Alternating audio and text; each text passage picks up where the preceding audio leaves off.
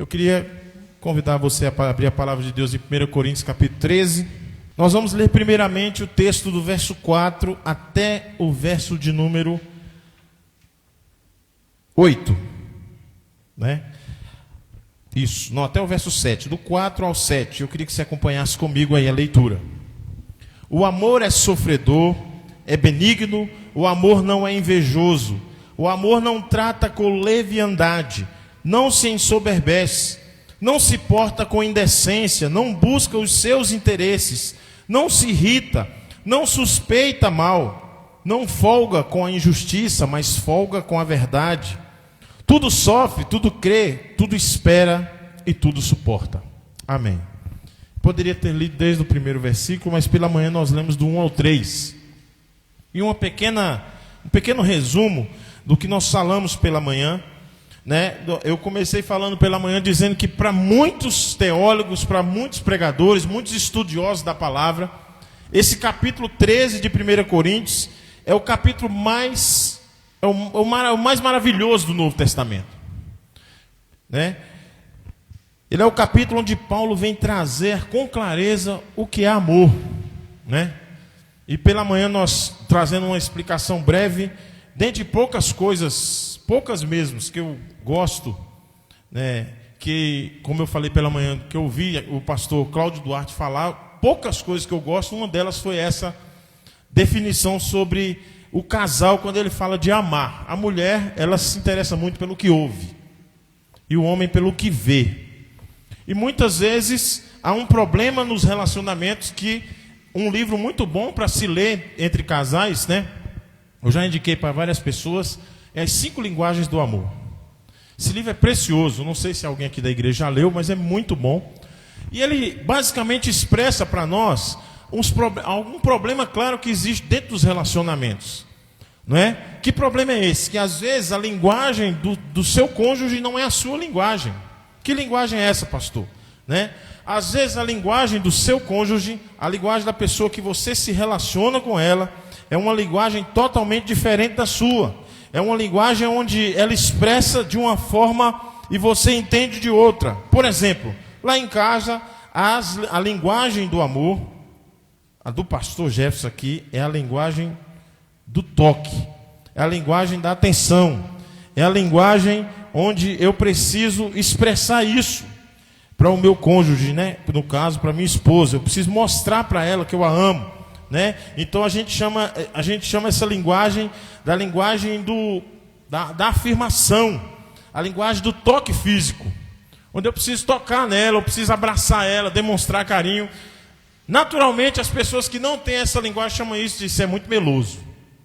Né? Existem outras linguagens, e no caso a linguagem da minha esposa é a linguagem do serviço, do servir. A minha esposa, ela é muito seca, ela não é muito de carinho comigo, de abraço, sabe? Mas ela demonstra com serviço. E esse livro, ele fala no caminhar da leitura dele, você vê o autor falar assim, muitas pessoas não se entendem no relacionamento, porque justamente parece que é um japonês vivendo com um brasileiro. Duas linguagens totalmente opostas, e ninguém se preocupa em querer saber qual é a do outro. Né? Então tem pessoas que a linguagem dela é palavras de afirmação. Ela se arruma toda para ver o marido falar assim, você está bonita hoje. Aquilo para ela, tudo. Às vezes é o contrário, o cara se arruma bonitão. E aí, meu bem, tá bom? É, tá bom. Aquilo acabou para ele. Ele precisa de a linguagem de afirmação. Tem outras que eu acho que toda mulher gosta desse, né? A linguagem do presente. Quem não gosta de receber presentes, né? Já vi gente rindo ali, parece que a linguagem da esposa é de presentes. Tem que dar presente, gosta de presente. E assim vai. Então, Paulo vem falar sobre o amor. Mas ele começa falando aqui, já que nós estamos nesse mês semeando o amor, ele começa falando para nós assim, olha, não adianta você ser uma pessoa na igreja que é de oração, que fala em línguas. Se você não tiver amor, meu querido, não vale nada isso aí. É perdido na igreja. Ele depois fala, não adianta você até ser um bom pregador, um profeta. Nossa, eu admiro fulano de tal quando ele dá estudo na igreja. Mas se ele não ama, não vale de nada. É isso que Paulo está trazendo aqui. Olha, não adianta você ter muito conhecimento. Sabe aquele irmão que você olha e fala assim, nossa, mas eu admiro fulano de tal, como ele é um estudioso, como ele tem conhecimento, mas se ele não ama, de nada vale para Deus. De nada vale para o Senhor. É isso que Paulo está quebrando aqui nesses 3 primeiros versículos. E ele fala até da fé apaixonada. Não adianta você ter uma fé apaixonada, dedicar-se toda a sua vida para a igreja, e sua família está esfacelada, destruída em casa, precisando de amor, e você não dá amor. De nada vale seu esforço, né? Ele fala também de trabalho, se dedica, não adianta nada. Se não tiver amor, de nada vale. Se não tiver amor, de nada vale toda essa dedicação, de nada vale todo esse esforço, de nada vale toda essa força que você está fazendo. É isso que Paulo está falando. E por último ele coloca assim, ó, não adianta nem você ser um mártir. Porque se você for aquela pessoa que morreu e falar assim, eu morri, fulano morreu em amor a Cristo. Mas se alguém falar assim, mas esse cidadão não amava não, de nada valeu o seu sacrifício. Então depois de apresentar essas situações, aí pela manhã eu comecei a falar assim, olha, como nós podemos semear o amor de Deus num tempo onde há um esfriamento espiritual tão grande? Você já percebeu como as pessoas estão frias hoje? Eu postei uma foto no meu Instagram essa semana muito forte, né? Fiquei falando sobre essa questão de, eu vou ficar em casa hoje, vou ver pelo YouTube, né? E é uma pancada muito forte. Depois você entra lá e você vê, eu não lembro a frase aqui, mas depois você entra lá e você vai ver. E alguns irmãos até pediram, pastor, manda para mim essa imagem aí que eu quero mandar lá no grupo da minha igreja. Porque tem pessoas que não estão indo na igreja, não estão na comunhão, não estão se relacionando. E como é que a gente pode semear o amor em tempos de esfriamento espiritual? E eu comecei falando da primeira palavrinha, eu não vou me delongar nela, porque nós temos algumas outras para falar. Paulo se coloca aqui em 15 características do amor de Deus. E eu falei a primeira só hoje de manhã, sobre paciência. O amor é paciente. E eu explanei um pouco sobre esse amor que é paciente. E a segunda palavrinha que ele coloca é o amor é bondoso. O amor é bondoso. Orígenes, um grande filósofo, dizia que essa palavra significa o amor é doce para todos. Ele é afável para todas as pessoas. Um outro chamava que o amor ele é como a bondade, né? Há muito cristianismo que é bom, mas que não é bondoso. Como assim, pastor? Nossa, ele não está pregando o verdadeiro amor. Não havia nenhum homem mais religioso que um homem na Espanha chamado Filipe II. Esse homem, ele prezava pelas escrituras. Você vai achar interessante isso aqui. Era um homem que prezava pelas escrituras. Era um homem que ele lutava pelo evangelho. Mas sabe quem foi esse cidadão na Espanha? Foi ele que fundou a Inquisição Espanhola, que matou milhares de pessoas. Defendia o evangelho, mas sem amor, o que é que adianta? De nada vale. O amor ele precisa ser bondoso, ele precisa expressar o cuidado de Deus. Será que nós estamos tendo esse amor no nosso coração? O amor é bondoso. Semear o amor. A outra palavrinha que ele diz é o amor o amor não inveja. Tem se dito na realidade 2 tipos de pessoas no mundo, os que são milionários e os que desejam ser milionários. Existem esses 2 grupos de pessoas. O primeiro grupo de pessoas, ele tem posses de outros e é muito difícil evitar que ele fique, de fato, mais rico, né? O outro tipo de inveja é pior ainda. Ele tão somente tem no seu coração uma inveja de que ele não quer que você possua as coisas. Ele não fica feliz com o que você conquista. Ele torce para que tudo que você faz dê errado. E é muito duro isso. Ele não deseja tanto as coisas para ele mesmo, mas ele deseja que você não consiga.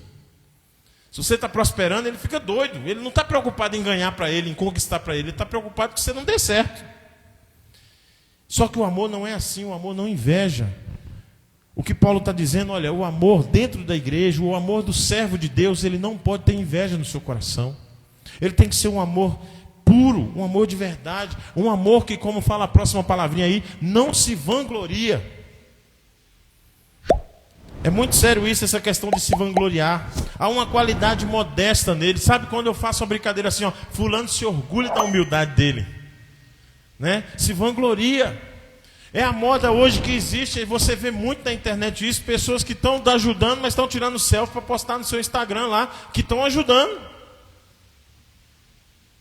Quando na verdade a palavra de Deus fala que quando uma mão está dando, o que é que a outra tem que fazer? Não precisa nem ficar sabendo. Não é? Ou seja, não se vangloria. Alguns ortogam seu amor com a ideia de que estão conferindo um favor. Não, irmãos, amar não é para se vangloriar, é dar com prazer, dar com alegria, se dedicar com alegria ao próximo. E não se orgulhar. Por isso que ele vai colocando uma palavrinha lá após a outra. Olha como ela combina com a próxima. O amor não se orgulha. Napoleão, ele defendia que a santidade do lar é a obrigação do culto público, eram para todos. Ele dizia assim: não sou como os outros homens, as leis da moral não se aplicam a mim. O homem realmente grande nunca pensa em sua própria importância. Existiu um missionário chamado Carey. Foi um dos maiores missionários e certamente um dos maiores tradutores da palavra de Deus. Ele deixou a Bíblia traduzida para os hindus, para aquela região da Índia, quase para todo mundo lá. Ele começou sua vida como sapateiro. E certa vez, quando ele chegou na Índia, estava sentado em uma mesa com algumas pessoas jantando. Uma pessoa chegou para tentar esnobá-lo, com o desejo de humilhá-lo, querendo humilhar o Carey, o missionário. E falou para ele assim: Carey, eu creio que você, senhor Carey, você trabalhou um dia como sapateiro, não é isso? E Carey percebeu no seu coração que ele estava querendo humilhá-lo. E a resposta dele foi assim: não, eu não sou sapateiro, eu sou um remendão. Você entendeu? Eu sou aquele que só faz remendos, eu não sou sapateiro. Pelo contrário, ele se colocou mais abaixo ainda, para dizer para aquela pessoa assim: olha, eu não estou preocupado se eu vou ser importante ou não. Eu não estou preocupado com as vestes que eu estou aqui, se são ótimas, se são de marca ou se não são. Não, a minha preocupação, ele falava isso, é servir a Deus. A minha dedicação é a Deus. Ele não se orgulhava, e o amor não se orgulha. Não pode haver orgulho no coração do homem, no meu coração e no seu. Pensando nessas 4 palavras, que eu vou ficar nessas 4, semana que vem a gente continua as outras. Nas 5, né, que eu falei uma de manhã. Irmãos, nós vivemos um tempo onde o amor, que as pessoas vivem dizendo por aí, eu amo, mas não tem paciência nenhuma. Nós vivemos num tempo onde a paciência acabou. Onde se você está numa fila no banco, demora 5 minutos na fila, você começa a ver gente falar um com o outro. O quê? Está demorando. É ou não é? Você pede uma pizza, você está em casa lá, pede uma pizza, uma coxinha de 1 quilo, que eu recebi uma foto essa semana, né, Daiane? Olha aqui, pastor, mandou para mim lá, eu falei, que foto bonita, hein? Aí, você pede a coxinha ou a pizza, aí a moça fala, 40 minutos ou 1 hora.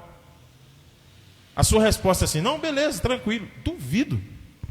Se você tiver com fome, você fala: não, pode cancelar, vou pedir em outro lugar.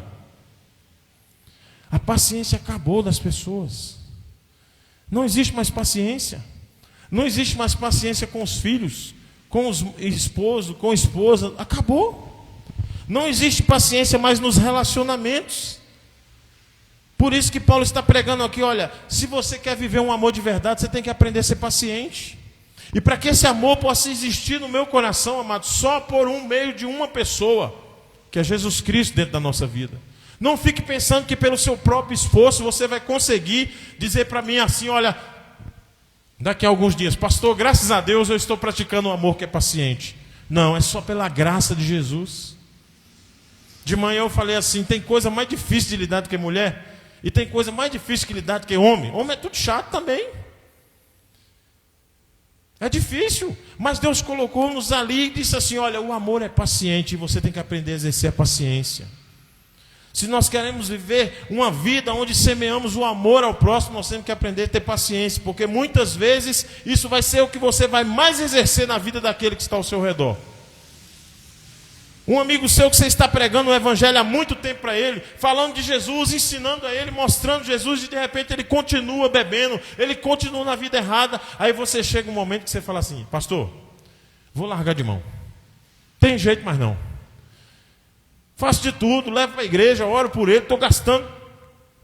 Irmãos, a única palavrinha que você vai receber de resposta não é nem do pastor, é do próprio Deus dizendo assim: meu filho, eu tive paciência com você.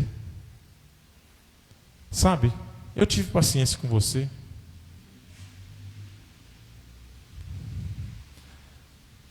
Eu tive paciência. Toda vez que eu lembro dessa palavra aqui, disso, me vem ao coração pensar assim: meu Deus do céu, eu sou imprestável, e o Senhor mesmo assim falou assim: com amor eterno eu te amei, com benignidade eu te atraí. O amor de Jesus, ele precisa inundar o nosso coração para que possamos semear o amor em tempos de esfriamento espiritual. Talvez você possa estar falando assim comigo, como eu já falei por esses dias. Mando mensagem para pessoas que estão faltando na igreja: ô irmão, você está sumido, ô pastor, é a Covid, né? Esse negócio aí está difícil. E sabe o que é que eu acho interessante? Muitas pessoas que estão confinadas em casa, que não saíram para nada, pegaram Covid. Gente ficou trancada dentro de casa. Gente que saiu, que trabalhou, pegou também. Mas tem gente que saiu, que trabalha até hoje e não pegou não. Irmãos, é só uma palavrinha que nos garante que o Senhor cuida de nós. É a graça dele. Ah, eu preciso sair para trabalhar. Preciso, vou trabalhar e Deus está cuidando de mim, ué. Lá no serviço, né? Essa semana eu fiquei sabendo que o pastor lá da nona igreja, já pegou aqui na nossa igreja, pastor Enoque, ele está de Covid, está em casa, eu conversando com ele, ele falou assim: olha, eu vou confessar para você, eu só acredito que eu estou de Covid por causa do exame, mas eu não estou sentindo nada. Falei: ô pastor, glória a Deus, né? Que bênção. Sintoma diferente. Mas, amados, nós precisamos ter paciência, porque tem pessoas que muitas vezes dão desculpas para nós assim, que realmente você vê que é porque não está querendo ir na igreja, que é porque não está querendo ter compromisso com Deus. Eu não estou dizendo que igreja salva não, irmãos, mas faz falta a comunhão com Deus, sabe? A comunhão com os irmãos, porque a palavra de Deus fala sobre koinonia, de relacionamento. Eu preciso me relacionar com o meu próximo. Então, é preciso paciência. Se você quer, no nome de Jesus, semear o amor em meio a esse esfriamento espiritual, tenha paciência com aqueles que estão desesperados ainda. Mostre para eles o amor de Jesus. Como semear o amor em tempos de um esfriamento espiritual? É mostrando às pessoas que tudo que eu tenho não é meu, foi Deus que me deu. Quando fala que o amor não inveja, é que até aquilo que eu tenho eu olho e falo assim: eu não mereço, eu sou apenas mordomo do Senhor. Quando algum pastor conversa comigo: e lá no púlpito da sua igreja, no seu púlpito lá, quem prega lá? Eu falei: primeiro que o púlpito não é meu, é do Senhor. Eu só sou mordomo. For crente, serve de Deus e prega a centralidade das Escrituras, tem oportunidade para pregar tranquilo. Tiver vida com Deus, eu não tenho problema com isso não. Eu não sou dono, eu sou mordomo do Senhor. Certa vez eu estava conversando com vários pastores, essa questão de o amor não ter inveja, sabe? Uma das coisas que Deus colocou muita paz no meu coração é sobre essa questão de pregar, de convidar para pregar. Eu não tenho problema nenhum com isso, irmãos. E um amigo meu falou assim: eu duvido que um dia que você convidar um Hernandes Dias Lopes na sua igreja lá. Eu falei assim: olha, aprende uma coisa. A minha palavra para ele foi essa: aprenda uma coisa. Você pode convidar o Nicodemos, o Hernandes para vir aqui. Se Deus me quiser como pastor aqui, nenhum deles consegue me tirar. Agora, se Deus não me quiser como pastor, pode vir o Zé da Roça, chegar aqui e pregar todo errado, falar os verbos em português, errar o português todinho aqui, e Deus fala assim: está na hora de você ir embora. Porque não sou eu, não é você que determina, não é nada nosso, é tudo do Senhor, nós somos apenas mordomos. Os nossos filhos são herança dele para nós, ele que nos dá para cuidar. Por isso que Paulo insiste em dizer: olha, o amor não há inveja. E nós não podemos ter isso dentro da igreja, entre irmãos. Nós precisamos semear o amor. Nossa, eu tenho inveja do fulano de tal tocando lá na frente. Pede a Deus graça para te dar um dom também, para você ser usado por Ele, né? Eu achei bonito Aqui na nossa igreja nós não temos isso ainda. Mas quem sabe um dia isso, hein? Um jovem chegou na Assembleia de Deus, tocava um instrumento, acho que era bateria, tocava muito bem. E ele chegou para o líder da equipe do louvor e falou assim, e conversou com o pastor: pastor, chegando para a igreja, eu toco instrumento. Que instrumento você toca?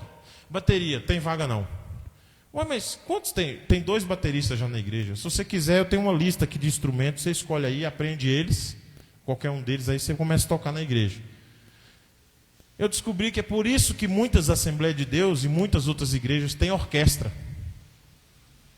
Você vai numa 8ª igreja da vida, tem 10, 15 ministérios de louvor. São 10 bateristas, são 10 no teclado, são 10 nisso, espalhados, sabe? E lá eu descobri isso nessas outras igrejas. Aí chega o irmão Lutigado e diz: ô pastor, eu toco violão. Não, já tem 2 no violão. Se eu quiser aprender violino, aí vai caber no louvor. Aí ele aprende violino, aí chega outro: eu quero tocar bateria, já tem 2 na bateria. Se quiser aprender saxofone. Por isso que as igrejas têm orquestra. E todo mundo participa. Eu estou falando de louvor porque uma das áreas que o diabo mais gosta de trabalhar é no louvor, irmãos. A questão de inveja, de o outro ser melhor. E Deus tem que derrubar isso em nome de Jesus.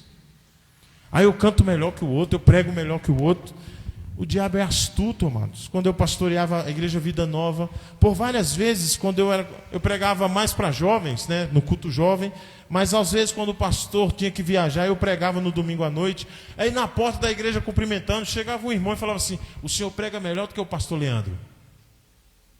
O senhor tinha que pregar no lugar dele. Eu olhava para a pessoa e falava assim: irmã, isso é a multiforme graça de Deus. Cada pessoa tem seu jeito de pregar, né? Vou dar um exemplo simples aqui da igreja. A Daiane gosta de usar o microfone fixo aqui no pedestal, não é isso? Não sei se é porque treme a mão. Cada pessoa tem o seu jeito. Já tem gente como eu que gosta do microfone na mão. O pastor Wallace teve outro dia aqui o microfone no pedestal. Cada pessoa tem seu jeito. E pela multiforme graça, Deus fala do mesmo jeito. Aí a irmã: é mesmo? Eu falei: é. Quando ela saiu para lá, eu me lembrei de uma frase do Spurgeon. Quando ele desceu do púlpito, tinha acabado de pregar, uma pessoa falou para ele assim: o senhor pregou demais, hoje o seu sermão foi de arrebentar. Ele falou: realmente, o diabo acabou de falar isso comigo. Porque muitas vezes é ciladas do diabo para tentar despertar no nosso coração a inveja. Já pensou se eu tivesse no coração? Graças a Deus, irmãos, que aquele dia eu estava assim, centrado no Senhor. Quando a irmã falou isso, se eu tivesse no coração aquele pensamento: realmente, né? Eu prego melhor que ele mesmo. Eu podia estar no lugar dele. O diabo já fez a armadilha. O amor não pode ter inveja. Nós não podemos ter isso na igreja, de achar que o outro é melhor que eu. O outro fez, aquele fez aquele outro. Não, irmãos, somos todos iguais diante do Senhor. Nós somos uma família. Então, quando nós cantamos uma família sem qualquer falsidade, vivendo a verdade, isso tem que ser vida na nossa vida. Por isso que o amor não tem inveja. E quando não tem inveja, ele não se vangloria. Se você quer semear o amor para acabar com o esfriamento espiritual das pessoas, não pense na glória para você, pense na glória para o Senhor. Olhe para Deus. Por isso que eu admiro o nosso apóstolo Paulo, quando ele fala assim: irmãos, eu vim aqui pregar para vocês. Vamos ler o texto do jeito que está lá? 1 Coríntios capítulo 2. Volta lá um pouquinho aí, você vai ver lá. É o caráter da sua pregação. 1 Coríntios capítulo 2. Irmãos, eu amo esse texto aqui. Ele fala assim: ele não se vangloria. Olha que precioso. Paulo é um cara muito conhecedor da palavra. Ele vivia aos pés de Gamaliel. Gamaliel era um dos principais do pessoal que tomava conta lá das leis, né, que regia o povo. Ele estava aos pés desse cidadão. Olha o que ele fala quando ele chega à igreja aqui. Eu, irmão, quando vim ter convosco, anunciava-vos o testemunho de Deus. Eu não fui com sublimidade de palavras ou de sabedoria. Eu não vim falar para vocês porque eu vim mostrando o meu diploma de que eu sou bom. Verso 2. Porque eu nada propus saber entre vós, senão a Jesus Cristo, esse crucificado. E eu estive convosco em fraqueza, e em temor, e em grande tremor. A minha palavra e a minha pregação não consistiram em palavras persuasivas de sabedoria humana, mas em demonstração do poder de Deus. Para que a vossa fé não se apoie na sabedoria dos homens, mas no poder de Deus.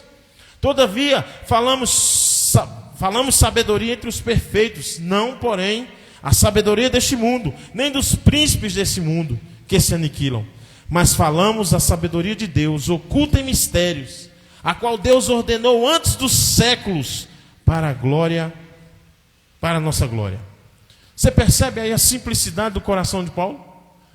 Paulo poderia chegar muito bem, como acontece, infelizmente, nos nossos dias, com muitos pregadores que parecem estrela, não é? Chega no lugar, parece que é povo, e é muitas vezes por culpa nossa, do povo, em Deus a pessoa. E Paulo poderia estar acontecendo isso com ele lá. Ele chega assim: olha, eu não vim aqui falar de sabedoria humana, eu vim falar aqui do poder de Deus. Eu vim dizer para vocês aqui que toda honra, toda glória é do Senhor, não é minha. Sabe que essa ministração que eu estou fazendo para vocês aqui agora não é conhecimento que eu adquiri, por mais que eu me preparei, por mais que eu me estudei, me aprofundei, é para dizer para vocês: olha, é só a graça do Senhor Jesus que me dá esse poder e essa sabedoria de pregar. Irmãos, a igreja do Senhor, ela não está escrita na faixa dela lá assim: olha, coloque o seu nome aqui para você receber a glória. Nós nunca podemos receber a glória que é do Senhor.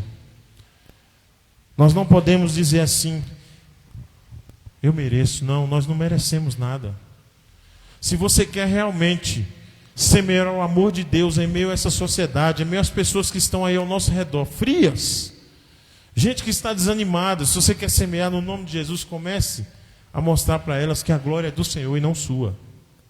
Comece a dizer para elas assim: olha, a única coisa que eu me orgulho é na cruz de Cristo. É no sacrifício que Ele fez por mim naquela cruz, derramando seu sangue, para que hoje eu pudesse ter vida e vida em abundância.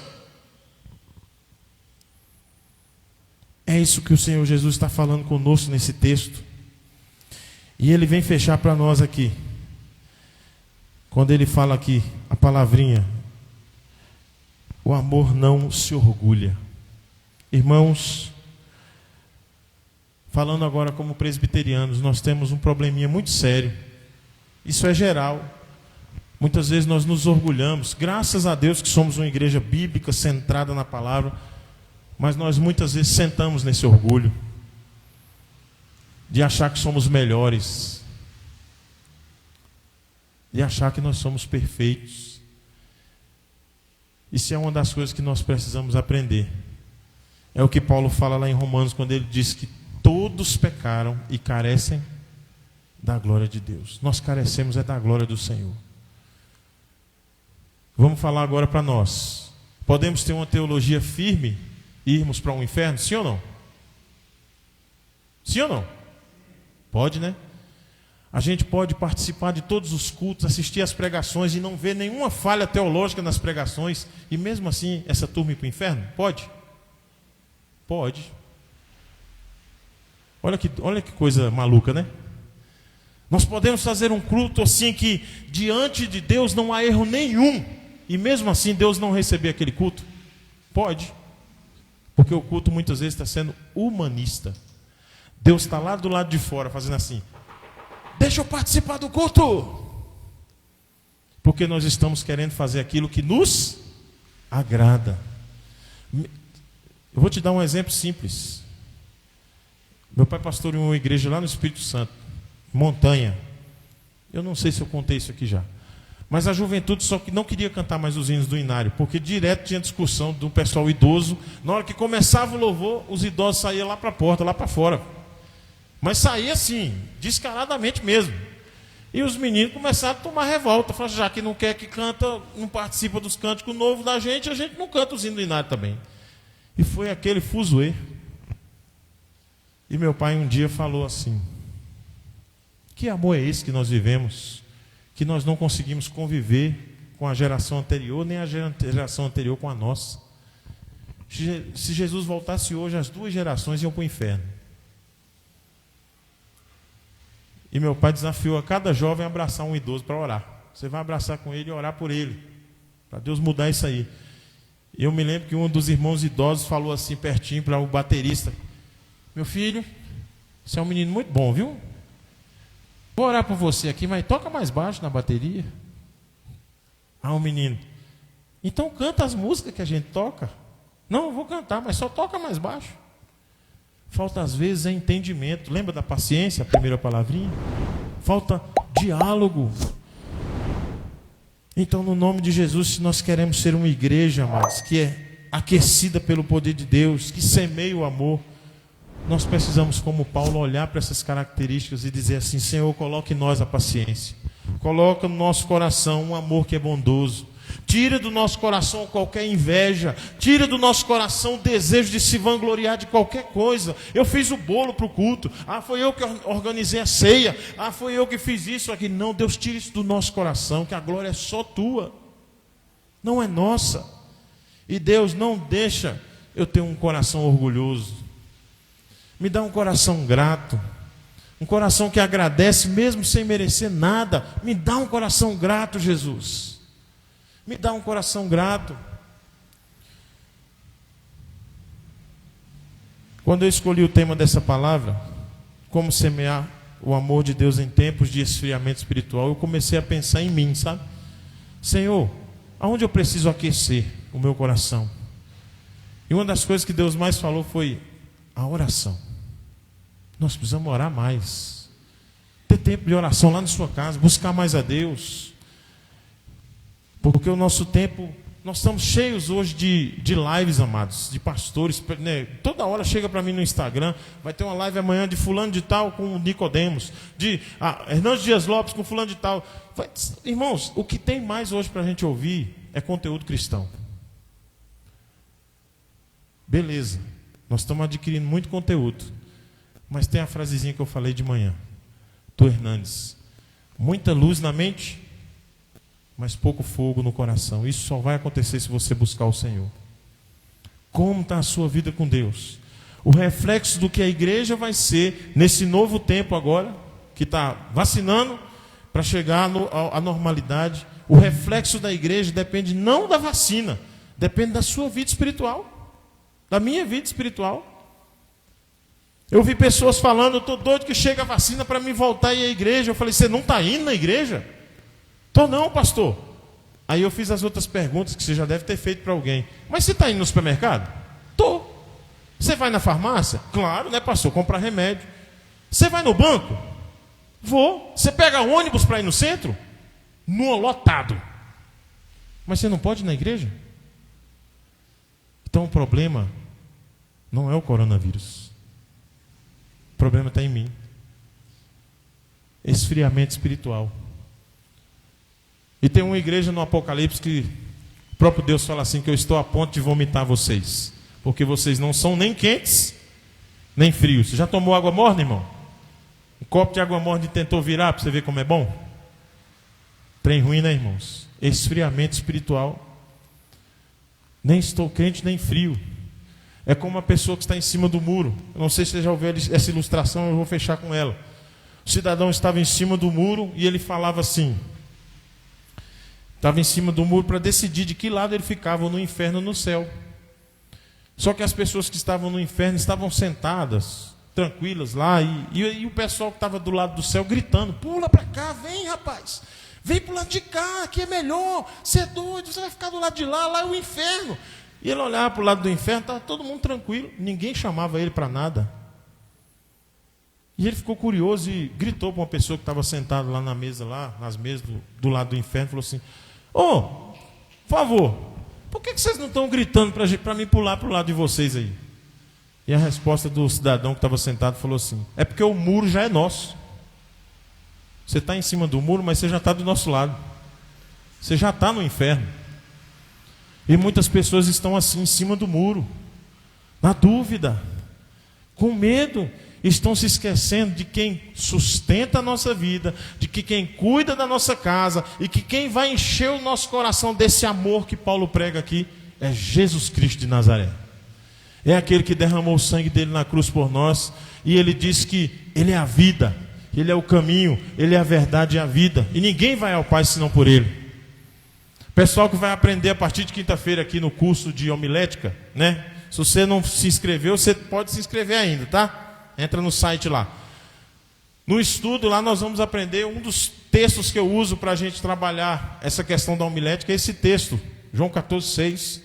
Jesus é o caminho que eu preciso seguir, a verdade que eu preciso conhecer e a vida que você pode provar um dia, se Deus quiser. Mas é Jesus. Não fique pensando que você pode aquecer o seu coração, ou do seu marido, ou da sua casa, por meio de suas próprias mãos. Só Jesus Cristo que pode preencher o nosso coração e fazer de nós pessoas que tenham esse amor para que possamos semear na vida do próximo. Minha última frase para nós passarmos para o momento da ceia é dizer para você: você não pode dar amor para o próximo se você não tiver. Quando eu falo semear o amor, esse amor tem que estar na sua vida primeiro. O pastor Jeremias costuma dizer isso.